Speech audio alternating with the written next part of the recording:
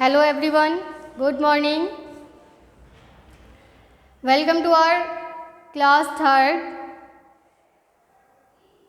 In class third, we are starting our class number 3. हम अपने third class start कर रहे हैं. थर्ड क्लास के अंदर क्योंकि हमारी 2 प्रीवियस क्लासेस जो हो चुकी हैं, चैप्टर नंबर 1 जिसमें हमने कवर किया है, चैप्टर नंबर 1 की एक्सप्लेनेशंस, एक्सरसाइजेस वगैरह हम कंप्लीट कर चुके हैं. And now in third class we are going to start part 2 वर्णमाला और मात्राएं. हम अपने पार्ट 2 में वर्णमाला और मात्राएं आपकी जो हिंदी लैंग्वेज बुक का सेकेंड चैप्टर है उसे स्टार्ट करने जा रहे हैं. ओके, तो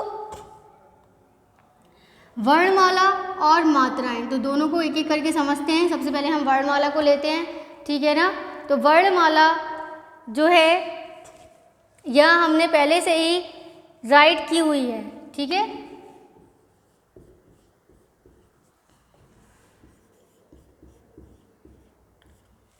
मैं आपको इसका प्रोनाउंसिएशन करके दिखाती हूँ.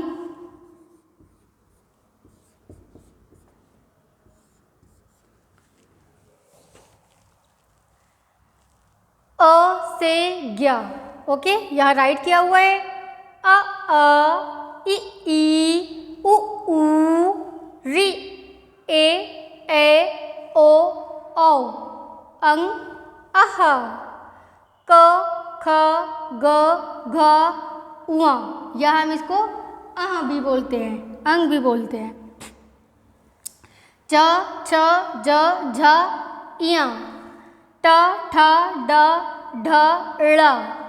ठीक, और इसके अतिरिक्त यहाँ पर इसके अलावा भी 2 और आपके वर्ड लिखे होते हैं जिसको अतिरिक्त व्यंजन बोलते हैं. मेंशन कर दिया है.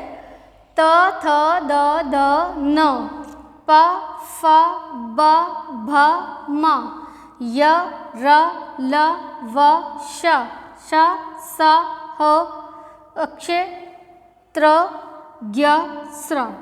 ओके, ये आपकी कंप्लीट वर्णमाला यहाँ लिखी हुई है, ठीक है ना. तो इस वर्णमाला के अंतर्गत इसके अंदर बहुत सी जो है अलग अलग पॉइंट्स होते हैं, बहुत सी चीज़ें आती हैं जिनको हम क्लियर करते चलेंगे. ओके, तो सबसे पहले हम देख रहे हैं यहाँ अ आह ई उ ऊ. अच्छा, ये अ और आ इन दोनों के बीच जो डिफरेंस है, ठीक, जिसे कभी कभी जब हम नॉर्मल पढ़ते हैं तो छोटा अ और बड़ा आ भी पढ़ लेते हैं. छोटी ई बड़ी ई, छोटा ऊ बड़ा ऊ, री छोटा ए बड़ा ए, छोटा ओ बड़ा ओ, और अंग और आह.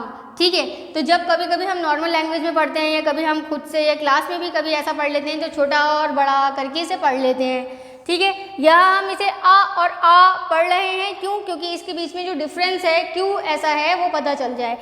ये जो है आ है जिसकी कोई मात्रा नहीं होती है, हमने इसे आ बोल दिया. क्यों? जल्दी से हमारा ये कंप्लीट हो जाता है. और जब हम इसे आ बोलते हैं इसमें आ की मात्रा भी जुड़ी हुई है जो आपको दिखाई पड़ रही होगी. ठीक है, तो इसको बोलने के लिए आपको गले से साउंड निकालना पड़ता है आ. ठीक, खींच के बोलना पड़ता है. तो छोटा और बड़ा इसीलिए बोलते हैं कि इसमें इसे हमें बिना खींचे और जल्दी से हम इसको क्विकली बोल सकते हैं. और इसको बोलने के लिए, इसकी प्रोनाउंसिएशन के लिए आपको साउंड निकालना पड़ता है और खींच के बोलना होता है आ. एंड इसमें भी ई और ई में यही है कि इसमें आपको इसे छोटी ई भी इसलिए बोल देते हैं, जल्दी से बोल देते हैं इसको, जल्दी से ये कंप्लीट हो जाती है. और ई इसको बोलने के लिए आपको साउंड निकालना पड़ता है, खींचना पड़ता है. ठीक है, जैसे आपने इसके इनसे बने हुए जो है वर्णों से बने हुए शब्द देखें. अ से अनार, आ से आम, ई से इमली, ई से ईख, ऊ से उल्लू, ऊ से ऊन. तो अगर आप इमली में ई की जगह बड़ी का यूज़ करते हैं तो इमली रॉन्ग हो गया ना. और बड़ी से ईख में जब आप ई का यूज़ कर देते हैं तो इख, तो दोनों गलत हो गए. ठीक है ना. तो यहाँ ई और ई क्योंकि ये हम जल्दी से बोल देते हैं, ठीक, और इसको हमें खींच के बोलना होता है तो इसलिए इसे हम कभी कभी छोटा और बड़े के नाम से भी बोल देते हैं. तो अ आ ई उ ऊ ऋ ए ओ और हमारे वर्णमाला के अंदर ये आ से लेकर ओ तक का जो पार्ट होता है वो क्या कहलाता है? स्वर। क्या कहलाता है ये? स्वर। ठीक, ये हमारे जो दो बचे हुए हैं वर्ण अंग और आहा, इसको हम क्या बोलते हैं? अयोगवाह। ओके, अब हमारा जो का से लेकर ह तक का जो पार्ट है क ख ग घ उ च छ ज झ य ट ठ ड ढ ळ त थ द ध न प फ ब भ म य र ल व श श स ह।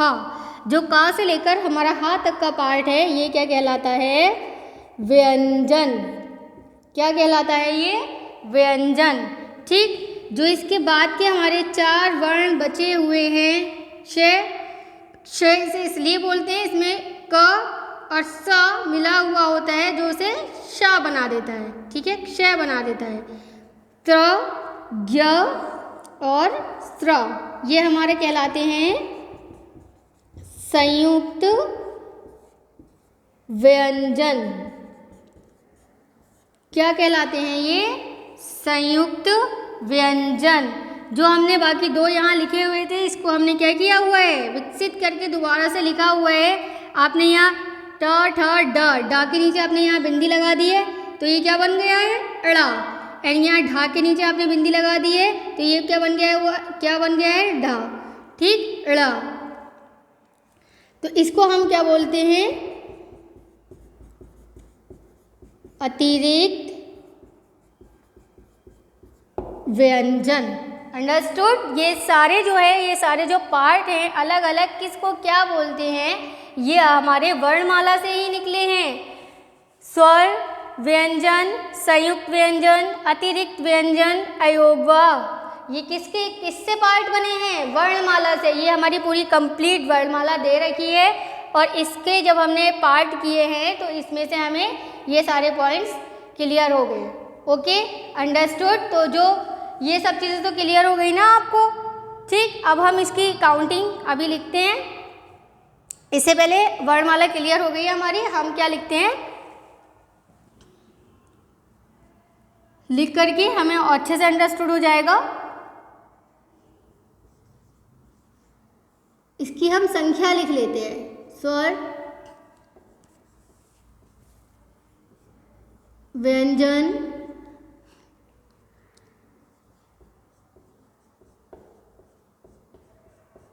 अयोगवाह, यहाँ थोड़ा सा स्पेस छोड़ा हुआ है मैंने,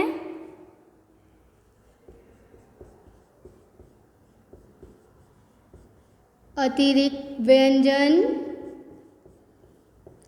ठीक, फिर नेक्स्ट आ जाएगा हमारा संयुक्त व्यंजन।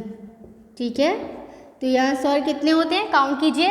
1 2 3 4 5 6 7 8 9 10 11। कितने हुए स्वर? 11। ओके, व्यंजन कितने होते हैं? 1 2 3 4 5 6 7 8 9 10 11 12 13 14 15 16 17 18 19 20 21 22 23 24 25 26 27 28 29 30 31 32 एंड 33। तो हमारे जो व्यंजन है उसकी संख्या कितनी है? 33। अयोगवाह 1 एंड 2 कितनी है इसकी संख्या? 2, जिसमें जो ये अंग है इसको हम कहते हैं अनुस्वार और जो हमारा अह है इसको हम बोलते हैं अनुनासिक। ओके, अतिरिक्त व्यंजन काउंट करिए।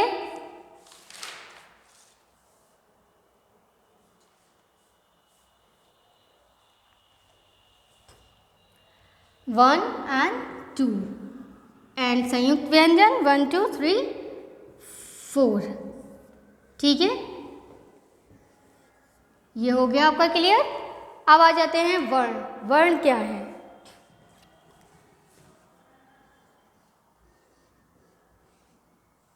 वर्ण।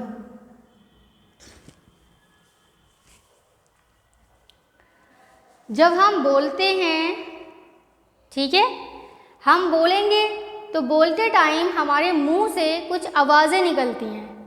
मैं भी बोल रही हूँ, मेरे मुंह से साउंड निकल रहा है, उस साउंड को ही तो आप सुन रहे हो, उस आवाज़ को ही तो सुन रहे हो। तो ये जो हमारे मुंह से आवाज़ें जो निकलती हैं, जो ध्वनियाँ निकलती हैं, वो क्या कहलाती हैं? वर्ण कहलाती हैं। ठीक है, जो हमारे मुंह से निकली हुई ध्वनियाँ होती हैं वो वर्ण कहलाती हैं। जो हमारे मुंह से ध्वनियाँ निकलती हैं, ठीक है, ये क्या है? ये ध्वनियाँ ही मिलकर भाषा बनाती हैं। ठीक, और भाषा क्या है, कैसे बनती है? भाषा कैसे बनती है? जब हम भाषा में जो हम वर्णों का प्रयोग कर रहे हैं वो तो ये सारे के सारे हैं ना, है ना। तो जो हम मुंह से बोले हैं, जो हमारी भाषा है, उसका जो लिखित रूप होता है वो वर्ण कहलाता है। वर्ण से ही जो है हमारी भाषा बनती है, हमारी भाषा का निर्माण होता है। अभी आपने घर बोल दिया तो घ और रा को मिला दिया है तो ये घर बन गया। ठीक है, क को, माँ को और ला को मिला दिया तो ये कमल बन गया। ठीक है, अ, च और रा मिला दिया तो ये अचार बन गया। ठीक है, तो ये क्या है, जितने भी हम जो मुंह से बोलते हैं, जो हम शब्द बोलते हैं, हमारी जो वर्णमाला है उससे हमारे शब्द बनते हैं। ठीक है, शब्दों को मिलाकर हम वाक्य बनाते हैं और वाक्य के निर्माण के बाद में जो हमारी जो भाषा है वो हम मुंह से जो बोलते हैं वो हम वाक्यों के रूप में बोलते हैं, जिससे हमारी भाषा का निर्माण हो जाता है और हम अपनी एक पूरी बात को कह पाते हैं। ठीक है, तो जो हमारे मुंह से जो ध्वनियाँ निकलती हैं, जो हम बोले और हमारे मुंह से जो ध्वनियाँ निकल रही हैं, इन ध्वनियों से ही भाषा बनती है। तो जो वर्ण होता है, जो इसका हमारी भाषा का जो लिखित रूप होता है वो वर्ण कहलाता है, और जो वर्ण होते हैं उनके टुकड़े नहीं किए जा सकते हैं क्योंकि वो भाषा की सबसे छोटी इकाई होती है। Okay, understood?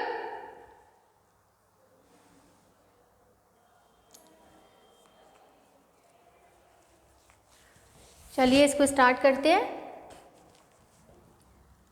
सबसे पहले हम इसकी डेफिनेशंस देखते हैं। ठीक है, वर्ण,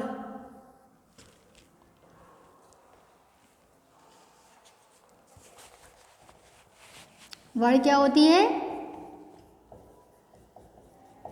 भाषा की सबसे छोटी इकाई है जिसके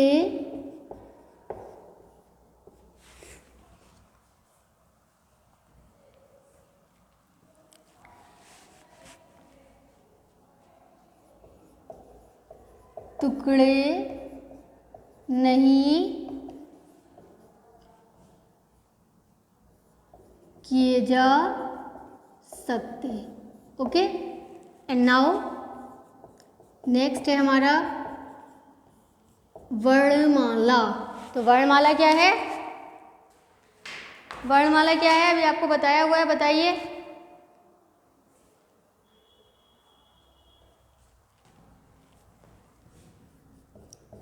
वर्णों का एक निश्चित क्रम, वर्णों का एक निश्चित क्रम वर्णमाला कहलाता है। क्लियर? वर्ड तो देखिए आपने यहाँ लिख दिया का, ठीक, खा और चा, छा, जा, तो ये क्रम से नहीं है। ठीक है, ये क्रम से नहीं है, ये सिर्फ आपके वर्ण लिखे हुए हैं।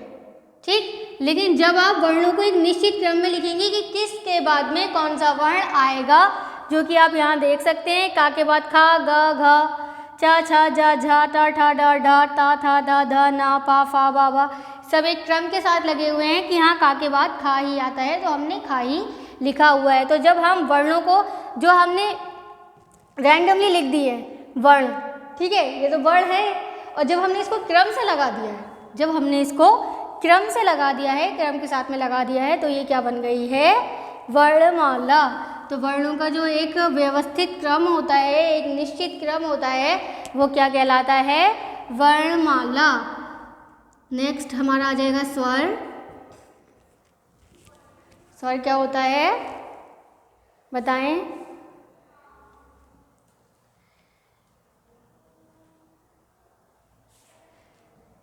स्वर हम स्वतंत्र रूप से बोल सकते हैं। इसके लिए स्वर को बोलने के लिए हमें व्यंजन की आवश्यकता नहीं होती है।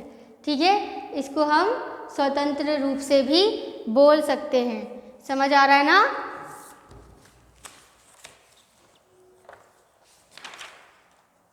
किसी दूसरे वर्ण की सहायता नहीं लेनी होती है। स्वर को बोलने के लिए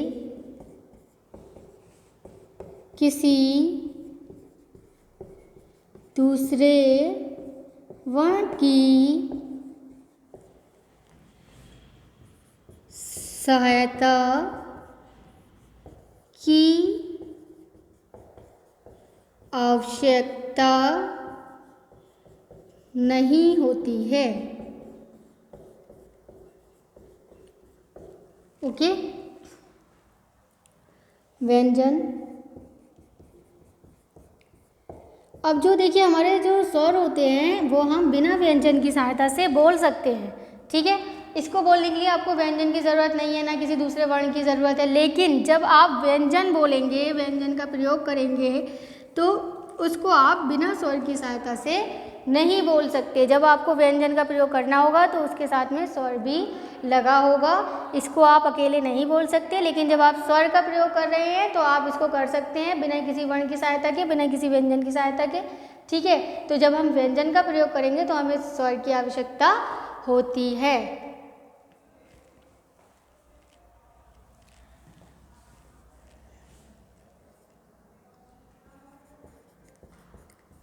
व्यंजन ध्वनियाँ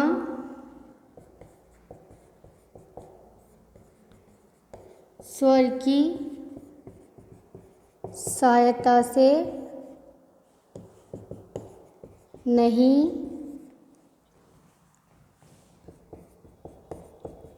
बोली जा सकती। ठीक है, ये आपकी अंडरस्टैंडिंग के लिए है। ये जो मैं पॉइंट्स लिख रही हूँ, डेफिनेशंस लिख रही हूँ, ये आपके अंडरस्टैंडिंग के लिए है कि आप इसको बार बार रिसाइट करें, बार बार इसे रीड करें और उसके बाद अंडरस्टूड करें, ताकि आपको ये याद रहे कि किसका प्रयोग हम किस तरीके से करते हैं, या वर्णमाला क्या है या वर्ण क्या है। ठीक है, तो वर्ण भाषा की सबसे छोटी इकाई है जिसके टुकड़े नहीं किए जा सकते हैं। वर्णों को जब हम निश्चित क्रम में लगा देते हैं कि का के बाद ही खा आएगा, खा के बाद ही गा आएगा, और रैंडम नहीं लिखते हैं कि खा गा ड़ा चा ऐसे करके लिख दें, तो जब हम निश्चित रूप से जो क्रम वाइज लिखते हैं तो वो हमारा क्या है? वर्णमाला कहलाता है। ठीक, स्वर क्या है? बोलने के लिए किसी दूसरे वर्ण की आवश्यकता नहीं होती है, किसी दूसरे वर्ण की सहायता नहीं लेते हैं, ये हम स्वतंत्र रूप से बोल सकते हैं। स्वर स्वतंत्र रूप से बोले जा सकते हैं। ओके, एंड व्यंजन ध्वनियाँ बिना स्वर की सहायता के नहीं बोली जा सकती। बिना स्वर की सहायता से इसको हम नहीं बोल सकते हैं। जब हमें व्यंजन का प्रयोग करना होगा तो वहाँ पर स्वर की आवश्यकता होगी, इसे हम स्वतंत्र रूप से नहीं बोल सकते हैं। उदाहरण देख लीजिए एक, आपने लिखा हुआ है का, तो जब आप इस का के खंड करेंगे, इसको अलग अलग करेंगे, तोड़ेंगे, तो ये कैसे करके लिखा जाएगा? का हलन आ एंड देन बनेगा ये का। तो ये जो का है ये पूर्ण तब हुआ है जब आपने इसमें स्वर को ऐड किया है। ये अगर आप इसको हटा देंगे, इसको ऐड नहीं करेंगे, तो ये आधा का बनेगा, यानी हलंत लगा हुआ है, तो इसका मतलब है कि ये अभी आधा का है। जब आपने इसमें आ को ऐड किया है तब ये पूरा बना है, तो ये पूर्ण वर्ण बना है। ठीक, तो व्यंजन जब हम व्यंजन का प्रयोग करेंगे तो हम उसके साथ में स्वर को लगाएंगे ही लगाएंगे, बिना स्वर की सहायता से हम व्यंजन को नहीं बोल सकते हैं। अंडरस्टूड? संयुक्त व्यंजन क्या होते हैं? संयुक्त व्यंजन जैसे कि नाम से ही आपको लग रहा है ना, दो व्यंजन से मिलकर बनते हैं। संयुक्त व्यंजन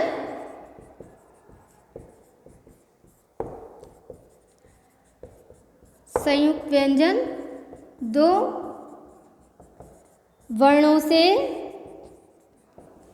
मिलकर बने होते हैं। कैसे बने होते हैं?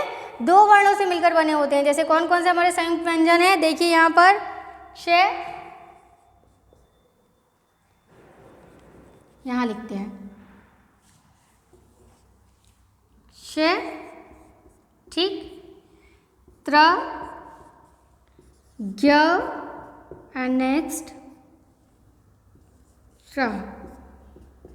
ठीक, तो ये क्या है? दो दो व्यंजन से मिलकर बने हुए हैं। जैसे आपने श बनाया है जब, तो ये किससे बना हुआ है? क श। ठीक है, त्र बना हुआ है तो ता और रा। ज्ञ बना हुआ है तो ज और य। अंसरा बना हुआ है तो श और रा। ठीक है ना? एक बार ध्यान से रीड करिए इसको। श के लिए हमने क और श लिया हुआ है, त्रा के लिए ता और रा, ज्ञ ज य, इंसरा श और रा। तो ये जो हमने हलंत लगाए हुए हैं इसका क्या मतलब है कि ये आधे वर्ण हैं। ठीक है, दूसरा हमने यहाँ पर ये इसमें ऐड किया है तो क्या है ये? एक ये व्यंजन है, एक ये है, एक ये वर्ण है, एक ये वर्ण है। ठीक है, दोनों व्यंजन है। ठीक है, तो ये दो व्यंजन से मिलकर बना हुआ है। इसके अंदर अभी जब आप इसको लिखेंगे आप तो ये बन जाएगा श, त्र, ज्ञ और श्र। ठीक, तो संयुक्त व्यंजन क्या है? ये दो वर्णों से मिलकर बने होते हैं, दो संयुक्त व्यंजनों से मिलकर बने होते हैं। एक हमने का ले लिया, एक शा ले लिया, तो ये हमारा क्या बन गया? श। तो इसमें दोनों का साम निकल रहा है। त्र, त और रा से क्या बना? त्र। एंड ज और या से क्या बना? ज्ञ। एंड श और रा से क्या बना? श्र। ठीक है, तो वर्ण, वर्णमाला, स्वर, व्यंजन और संयुक्त व्यंजन। ठीक है ना? इसका प्रयोग हम कैसे करते हैं? अतिरिक्त व्यंजन, जैसे आपने लिखा हुआ है शब्द पेड़, ठीक, पड़, चढ़, ठीक ठीक, इसका जो हमारा प्रयोग है वो इस तरह के शब्दों में किया जाता है। अब हमारा नेक्स्ट आ जाएगा मात्राएं। ये हमारा क्लियर हो गया, इसको मैं रब कर रही हूँ।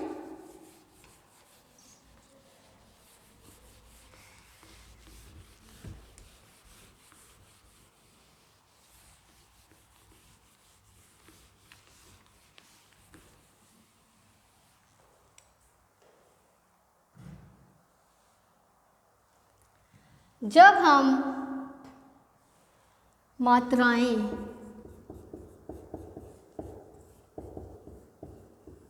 जब हम स्वर और व्यंजन को जोड़ देते हैं, ठीक है, तो उससे उसका रूप बदल जाता है।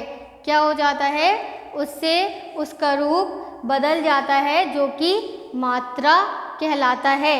और जब हमारे पास व्यंजन है,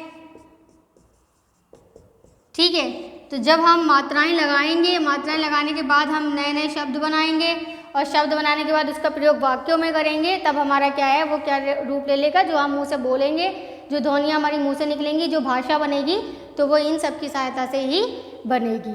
ओके, तो देखते हैं इसे।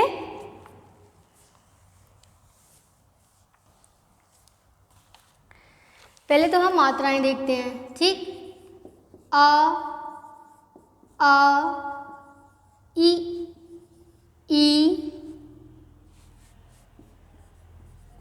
री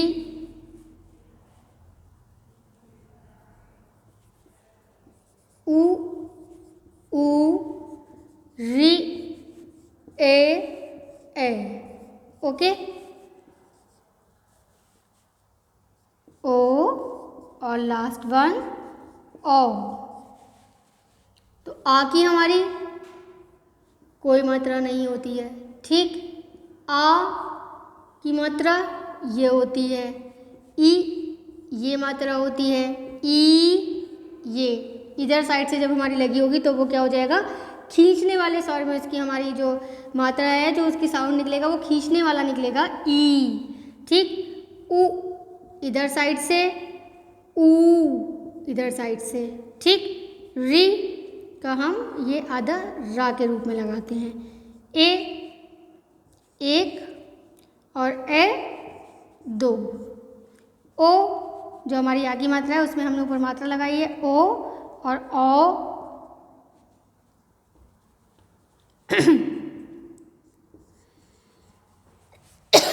सॉरी, ठीक है।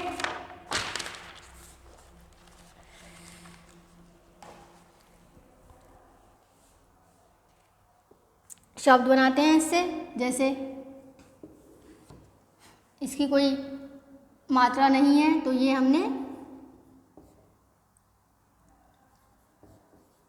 बिना मात्रा का शब्द बनाया है, ठीक है। आ की मात्रा का हमने शब्द बनाया है, आम, ठीक। अचार, ई इमली, ठीक। ईख, उल्लू,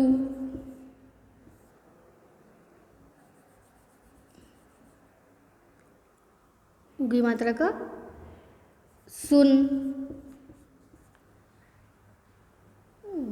क्या हुआ, ई की मात्रा का जो हमने बनाया हुआ है शब्द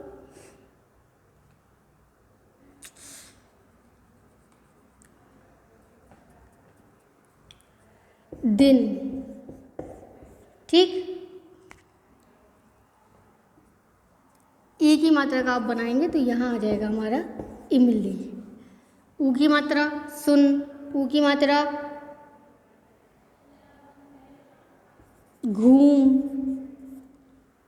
ठीक। रा आधा रा मृग, जिसको हिरन भी बोलते हैं। ए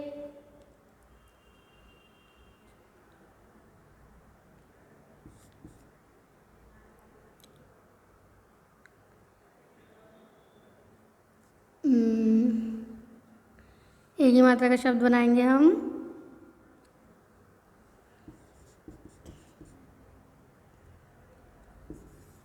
अनेक, ठीक है। ए की मात्रा का बनाएंगे और, ठीक है। ओ की मात्रा का लगाएंगे बनाएंगे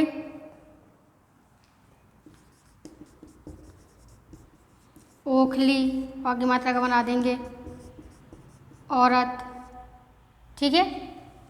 तो ये हमने बनाए हुए हैं, देखिए इसे, मृग, अनेक और ओखली, औरत, ठीक है। तो इसका जब हमने इसी तरह से हम क्या करेंगे, वाक्य में प्रयोग कर लेंगे इसका, ठीक। जैसे अजगर,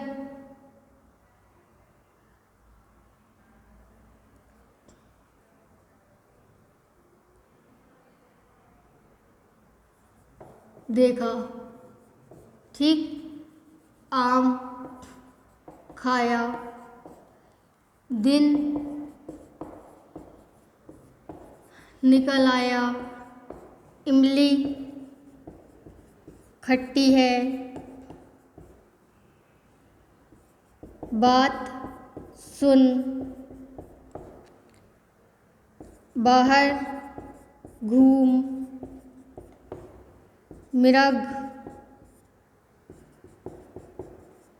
जंगल में है, ठीक। अनेक लोग थे और एक सेब, दो ओखली में बादाम कूटो, औरत बीमार थी। ओके, तो वर्णमाला, वर्ण को जब हमने क्रम में रखा वर्णमाला बन गई।